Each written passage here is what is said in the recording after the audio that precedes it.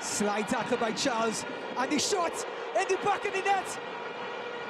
It's Warner Brown. So Jamaica got the great result that they needed to get to the Gold Cup, but was it a great performance? Yeah, people, welcome back to Jamaican Fan, and as a Jamaican, I'm happy and proud because, well, we secure what we need to do to get to the grand show in the summer. But I still have 3 key takeaways from our match against the Vincent Heat. Starting with point number 1, finally some variety. So I got word that the coach does pay attention to the YouTube space, and based on the starting lineup that I saw he brought out last night, I'm a believer. We stuck with the double pivot formation, so it's a 4-2-3-1, but a lot of fans were screaming for Cephas to start, and he does so in this game, as well as to give youngster Warner Brown his grand shot up front. We should also note that a lot of people were thinking that another youngster in Christopher Ainsworth would have gotten his chance since the injury to Amari Bell, but the coach went with the experience and put Latibor there out on the left. Now, if you all remember my review of the first game in Saint Vincent, I was not too happy about having the same type of players playing in that double pivot when you had Sule McCullough playing alongside Hayden. I even stated back then that I felt that the team looked much better when Bobby Reid was played much deeper in that 8 and allowed Hayden to cover the game as a number 6. Well, the coach started out just like that, and both players, in my opinion, look much more comfortable in the game. In fact, if it was not for Bobby Reid, would have probably been down early in the game thanks to this bustling tackle right here. And between him and Aiden, I felt that we did decently well in terms of our defensive duties in the middle of the park. In terms of creativity, well, we'll come to that a little bit later, but at least there was some variety in the engine of the team.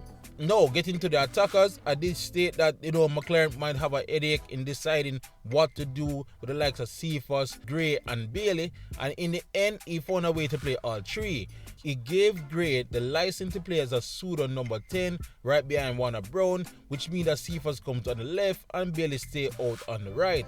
Which again, I don't mind, it mixed things up a bit. But I must give credit to the Saint Vincent team. They did their homework on Cephas especially. They double team him anytime he touched the ball, and sometimes they will force him to come inside to run up into a wall instead of go down the byline like what he did in the first leg. Bailey had the same issues I felt that he had in the first leg, and this is why I was so happy when I saw both wingers decide to switch wings to finally switch things up. And Bailey looked a lot more comfortable and a lot more into the game when he was on the left hand side, but at the very least it got both opposing fullbacks to not be so comfortable and know who to be playing for the majority of the game.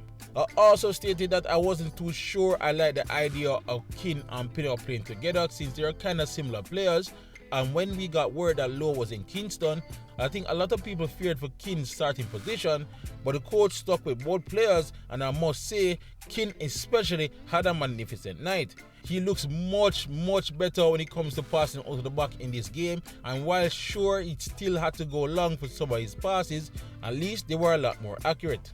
But in terms of their defensive duties, you could see there's a budding chemistry building between the two.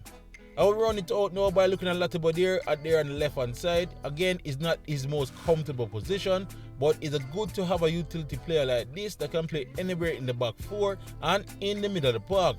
I think he did fairly well, especially on the defensive side, but of course, I never expect much from him going forward. But anyway, all in all, I must just give final credits to Steve McLaren for finally just trying something new and freshen up the team. But did it necessarily fresh up our style of play? I will get to that a little bit later in the episode. Point number 2, one junglist. Alright, I have to get to this first. I will say this, if you're Jamaican, it should be proud last night.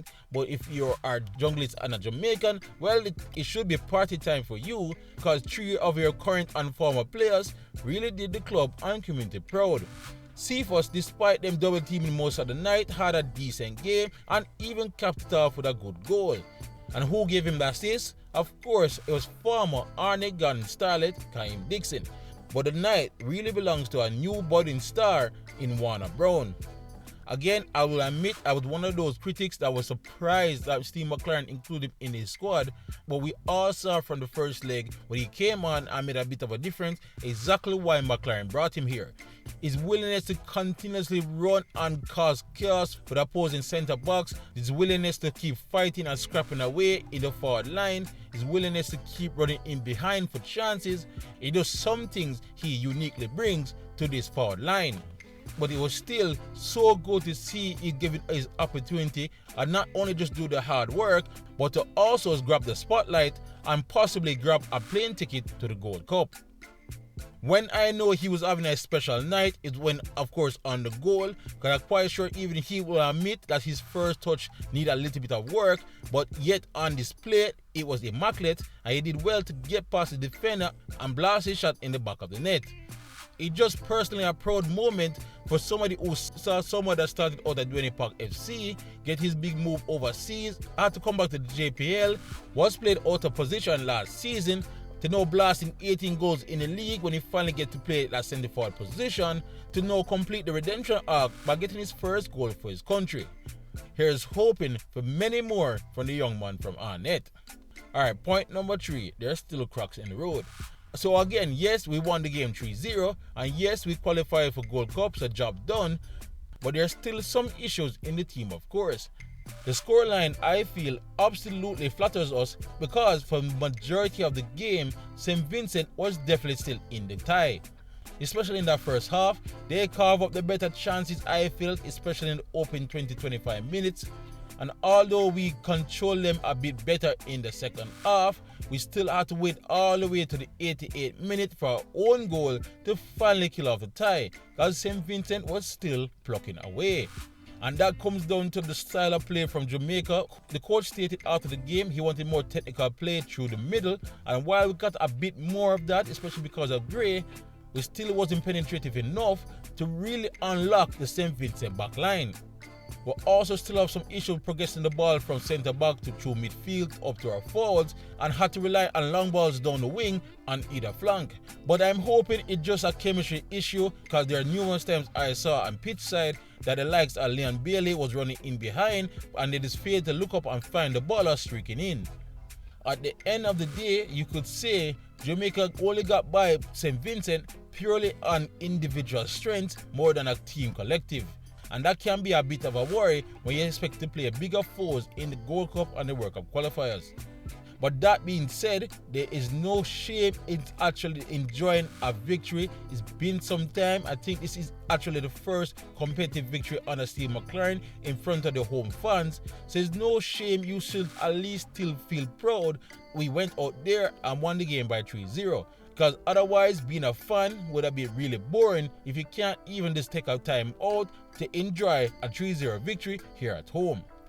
But alright guys, that's the latest I got on this review of the Jamaica vs St. Vincent game. And once again, I am happy that we got the win, and I look forward for them improving further when we start up again for the World Cup qualifiers in June. Although I think they also confirmed that there will be some friendlies in England come May. Otherwise, thank you all for watching, and please like, subscribe and share as we look to keep you up to date on all things about the reggaeboyz leading up to the World Cup qualifiers in 2025 and beyond. YouTube, big up yourself.